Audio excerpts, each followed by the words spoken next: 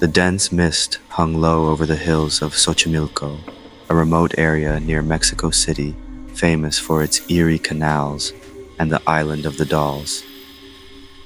A group of 5 friends, Luz, Mateo, Valeria, Santiago, and Camila, stood at the edge of the water, their excitement palpable despite the unease that clung to the air. They were amateur ghost hunters, drawn to the area's sinister reputation and eager to capture something truly supernatural on camera. They had heard the stories, whispers of restless spirits, tales of people who ventured too deep into the canals and never returned. The island, with its decaying dolls hanging from trees, seemed the perfect setting for their latest investigation. Armed with cameras, flashlights, and audio recorders, they hired a small boat and began their journey down the dark waterways. As they navigated the narrow canals, a figure appeared on the bank, barely visible through the mist. An elderly man, his skin tanned and wrinkled by the sun, his eyes sharp and unyielding. "Looking for spirits, are you?" he called out in a low, gravelly voice. Luz, always the bold one, called back, "Yes, we heard this place is haunted, and we want to see it for ourselves." The old man smiled, though it didn't quite reach his eyes.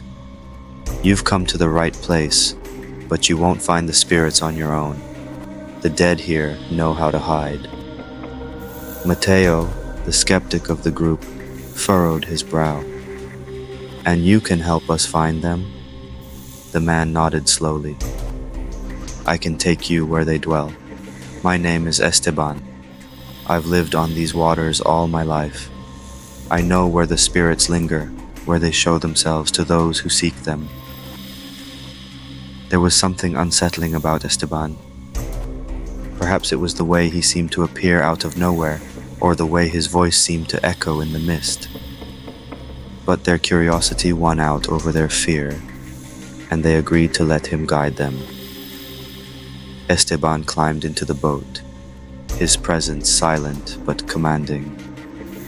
He directed the group deeper into the canals, where the water grew darker and the trees crowded overhead, blocking out the fading light.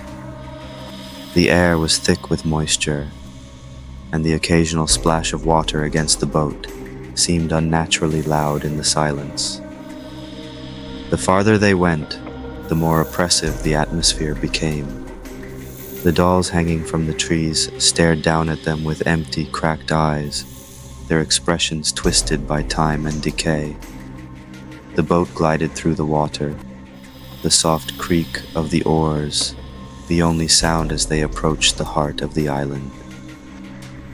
"This is where the spirits gather," Esteban murmured as they reached a secluded, overgrown area at the island's edge. The trees here were thick, their gnarled roots twisting through the earth like skeletal hands. Dolls hung from every branch, their tattered clothes fluttering in the breeze. Valeria shivered, rubbing her arms. "This place gives me the creeps." Santiago nodded, his bravado fading. "Maybe we should turn back." But Esteban's presence seemed to anchor them, his calmness almost hypnotic. "The spirits are close," he said softly. "You cannot leave now. They are watching." The group hesitated, but their determination pushed them forward.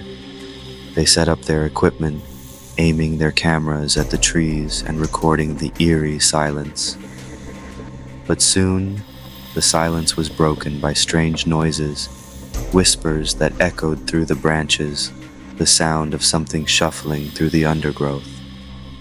Camilla's flashlight flickered, casting long, distorted shadows across the ground. She caught movement in the corner of her eye, but when she turned, there was nothing there. The sense of being watched grew stronger, the air thick with unseen eyes. Suddenly, the boat, still moored at the edge of the island, began to rock violently.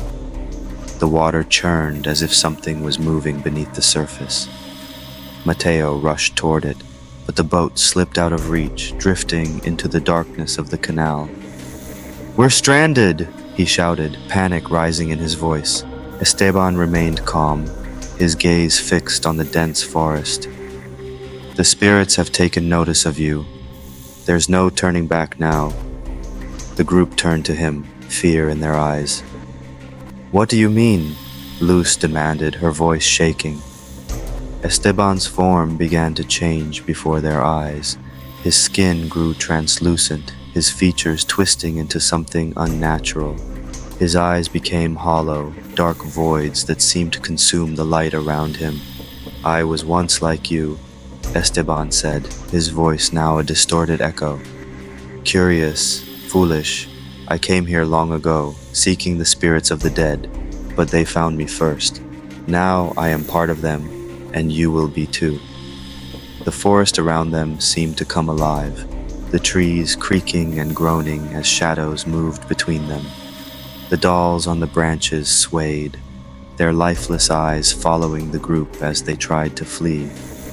The air grew colder, and whispers filled the night, overlapping voices that called out their names. But as the chaos unfolded, Luz stood still, her gaze fixed on Esteban. A strange, eerie calm settled over her as she spoke, her voice cutting through the turmoil. "Do you remember the Morales family, Esteban?" Luz's voice was sharp, laced with a quiet intensity. "You murdered them, my family, decades ago. You thought they would never find you, but they did. And now, so have I." Esteban's expression faltered, his spectral form flickering as if struggling to remain solid. "What are you talking about?" he hissed. Luz took a step forward, her eyes darkening in the dim light, a subtle yet chilling change in her demeanor. Her once warm brown eyes now seemed almost black, reflecting the malevolence of the spirits around her. "You were cursed to wander these canals forever, Esteban. My family made sure of that. But I came here to finish what they couldn't. You lured us here, thinking we were just another group of victims. But I've been waiting for this moment." The air grew heavy, and the whispers of the spirits seemed to grow louder, as if acknowledging Luz's presence. Esteban recoiled, his once commanding presence reduced to fear as he realized what was happening. You're one of them," Esteban gasped, his voice trembling. Luz smiled, a slow, eerie grin that sent chills down the spines of her friends. Her appearance remained the same, yet something was deeply unsettling about her now, a darkness that seemed to emanate from within, just beneath the surface. "I'm here to end you, Esteban," she whispered, her voice barely audible. "This island will no longer be your prison. It will be your grave." The spirits of the island responded to her words, swirling around Esteban in a frenzy. His form began to disintegrate, his screams echoing through the night as the spirits consumed him, dragging him into the depths of the island, where he would be lost forever. As the mist cleared, the island fell silent once more. The dolls on the trees hung motionless, and the oppressive atmosphere seemed to lift. The group, shaken but alive, turned to Luz, who stood quietly at the edge of the water, her eyes returning to their normal brown. "Luz," Valeria whispered, her voice trembling. "What just happened?" Luz turned to them, her face calm but unreadable. "We should leave. This place isn't meant for the living." They hurried back to the boat, which had inexplicably returned to the shore. As they rowed away from the island, the haunting presence of the spirits seemed to fade. But none of them could shake the feeling that something had changed, something in Luz that would never truly leave that island. And on the shore, the dolls watched silently, their cracked eyes now reflecting the presence of someone new. Luz, the last descendant of the Morales family, who had finally brought justice to their souls.